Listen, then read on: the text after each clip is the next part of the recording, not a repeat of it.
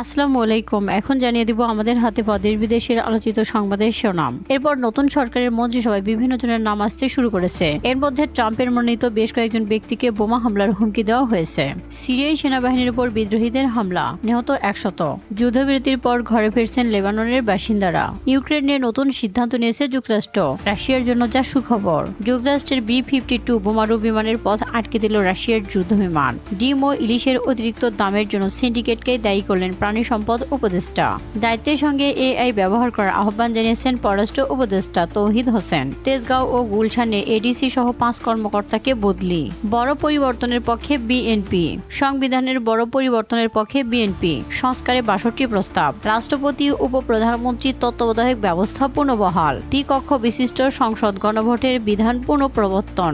সংবিধান পুনর্লেখনের বিষয়ে আলোচনা। পরপর দুবারের বেশি কেউ প্রধানমন্ত্রী নয়। প্রধানমন্ত্রী ও রাষ্ট্রপতির ক্ষমতার ভাষণ। ইমরান খানের স্ত্রী বুশরা বিবির গাড়ি ভাঙচুর করল PTI কর্মীরা। নেতাকর্মীদের সঙ্গে আলোচনা না করে বিক্ষোভ হঠাৎ করে স্থগিত করার কারণে বিক্ষুব্ধ PTI কর্মীরা এই গাড়ি ভাঙচুরে অংশগ্রহণ করে। মালয়েশিয়ায় পালাতে গিয়ে আওয়ামী লীগ নেতা বাহারুল গ্রেফতার।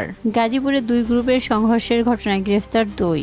দুর্বল 6 ব্যাংকের টাকা ছাপিয়ে দিল কেন্দ্রীয় ব্যাংক। বাংলাদেশ নিয়ে ভারতের সংসদে যা বললেন S জয়শঙ্কর। বাংলাদেশের চলমান পরিস্থিতি ও চট্টগ্রামের ঘটনাকে কেন্দ্র করে ভারতের পার্লামেন্টে বক্তব্য দিয়েছে দেশটির পররাষ্ট্রমন্ত্রী S জয়শঙ্কর। পার্লামেন্টে দাঁড়িয়ে তিনি বলেছেন, সংখ্যালঘুদের জীবন স্বাধীনতা রক্ষার দায়িত্ব বাংলাদেশের সরকারের। ইস্কন ইস্যুতে ট্রাম্প ও বাইডেনকে চিঠি দিয়েছে ভারতীয় সংস্থা। ভারতে পালানোর সময় চট্টগ্রামে পুরোহিত আটক। চীনের মধ্যস্থতায় জান্তার সঙ্গে আলোচনায় রাজি বিদ্রোহী গোষ্ঠী TNLA। সোহরাওয়ার্দী উদ্যানের পাশেই থাকবে শাহবাগ থানা, সিদ্ধান্ত উপদেষ্টা পরিষদে। চিন্ময়কে অনেক মাস আগেই অব্যাহতি দেওয়া হয়েছে, দাবি করল ইস্কনের। বাংলাদেশের রাজনৈতিক নেতৃত্বকে ঐক্যমতের ভিত্তিতে কাজের আহ্বান জানিয়েছেন মালয়েশিয়ার প্রধানমন্ত্রী মাহাথির মোহাম্মদ। ইস্কন ইস্যুতে কঠোর অবস্থানের সরকার, হাইকোর্টকে জানালো রাষ্ট্রপক্ষ। ট্রাম্পের মনোনীত ব্যক্তিদের উপর হামলা হচ্ছে, বলল FBI। বাংলাদেশের পরিস্থিতি নিয়ে কথা বলেছেন মমতা ব্যানার্জি ও প্রিয়াঙ্কা গান্ধী। মোদীকে পদক্ষেপ নেওয়ার আহ্বান। পাকিস্তানে ইমরান খানের 1000 সমর্থক গ্রেফতার। পার্লামেন্টে দাঁড়িয়ে গাজা ও লেবানন নিয়ে এরদোগানের ভাষণ। এবার বিক্ষুব্ধ ইসরায়েলিরা পার্লামেন্টে নেতানিয়াহুর কার্যালয় অবরোধ করেছে। নেতানিয়াহুর বিরুদ্ধে চটেছে ইসরায়েলিরা। ইসরায়েলের পার্লামেন্ট নেসেটে প্রধানমন্ত্রী নেতানিয়াহুর কার্যালয় অবরোধ করে রেখেছে তারা।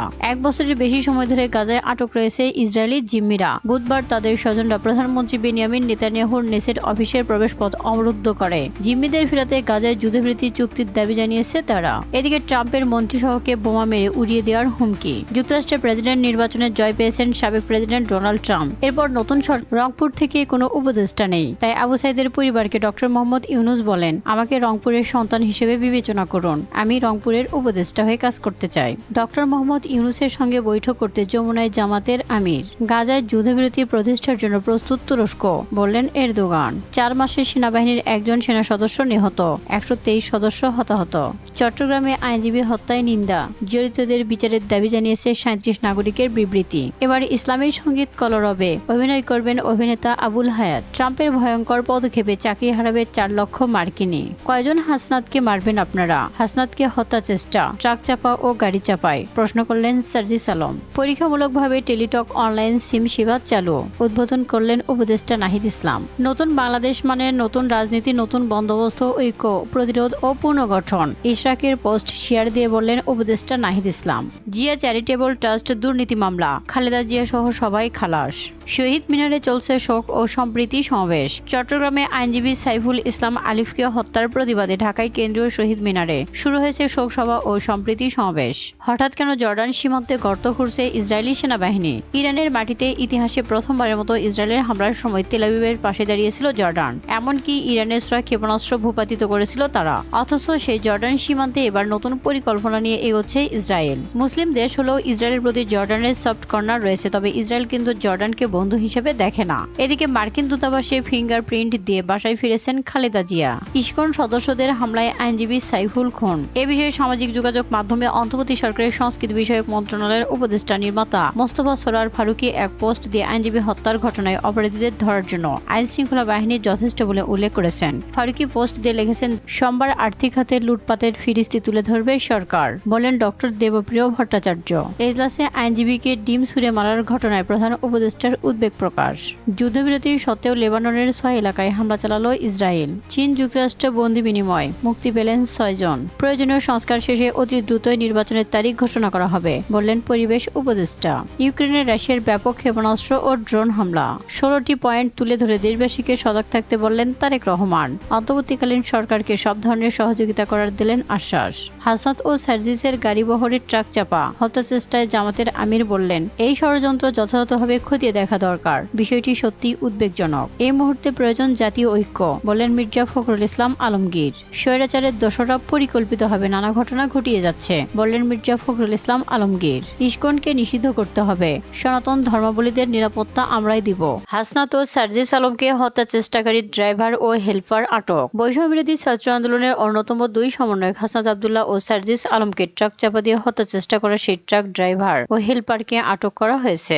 বুধবার রাতে চট্টগ্রামের লোহাগাড়া থানা পুলিশ তাদের আটক করে, তবে আটক সেই ড্রাইভার ও হেলপারের নাম পরিচয় জানা যায়নি। চট্টগ্রাম কক্সবাজার মহাসড়কে সন্ধ্যা 7:30টার দিকে এই হত্যা চেষ্টার ঘটনা ঘটে। লোহাগড়া থানার দায়িত্বরত সহকারী উপপরিদর্শক মোহাম্মদ আলিম এই তথ্য নিশ্চিত করেছেন। তিনি বলেছেন, বিষয়টি নিয়ে একটি আইনগত প্রক্রিয়া চলছে। বুধবার অ্যাডভোকেট সাইফুল ইসলাম আলিফের কবর জিয়ারত শেষে ঢাকা ফেরার পথে চট্টগ্রাম কক্সবাজার মহাসড়কে চুন্তি ইউনিয়নের হাজী রাস্তার মোড়ে এই দুর্ঘটনা ঘটে। এর আগে দুপুরে চট্টগ্রাম নগরের টাইগার পাস মোড়ে চট্টগ্রামের আইনজীবী আলিফ হত্যার প্রতিবাদে এক বিক্ষোভ সমাবেশ অনুষ্ঠিত হয়। সেখানে বক্তব্য দেন হাসনাত আব্দুল্লাহ ও সার্জিস আলম। সমাবেশে ইসকনকে নিষিদ্ধের দাবি জানিয়ে আইনজীবী আলিফ নিহতের ঘটনায় জড়িতদের 24 ঘন্টার মধ্যে গ্রেফতারের দাবি জানান তারা। হাসনাত আব্দুল্লাহ বলেন, আমার ভাই সাইফুলকে নৃশংসভাবে হত্যা করা হয়েছে। এই ইসকনকে সন্ত্রাসী গোষ্ঠী হিসেবে অবশ্যই নিষিদ্ধ করতে হবে। দেশের সাম্প্রদায়িক দাঙ্গা সৃষ্টির ফাঁদ পেতেছিল ষড়যন্ত্রকারীরা। ভারত ও পতিত সরকারের দোসরাইতে ইন্ধন দিচ্ছে বলে মনে করে বিশ্লেষকরা। শেখ হাসিনার সরকারের বিরুদ্ধে আইসিসিতে মানবতা বিরোধী অপরাধের অভিযোগ দেবে সরকার। বাংলাদেশে হিন্দু সম্প্রদায় নিয়ে ভারতের সংসদে প্রশ্ন উত্তর। সামরিক বাহিনীর কমান্ড ও স্টাফ কলেজে গ্রাজুয়েশন সনদ বিতরণ। ব্যাংক থেকে এখন আর টাকা চুরি হচ্ছে না, বলেন বাংলাদেশ ব্যাংকের গভর্নর। বাংলাদেশে ভারতীয় চ্যানেল বন্ধের খবরটি ভুয়া। রাজধানীতে হাসনাত আব্দুল্লাহকে হত্যা চেষ্টা।